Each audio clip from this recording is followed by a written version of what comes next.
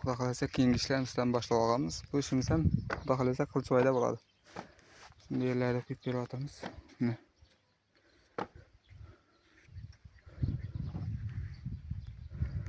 Ob'em ulkan xudo xolasa. Shunday ulkan ob'emlar bo'lsa ham bemalol telefon qilaverasizlar. Pena beton, pena polistol beton hamda pena lomba xizmatlari kerak bo'lsa, tezkor nomerlarga yozib qoldiramiz. Telefon qilaverasizlar. Bo'rimiz vodoprovoddan suv jinob shu yerda distirlanib keladi. Yerma shundayroq xlorlanadi.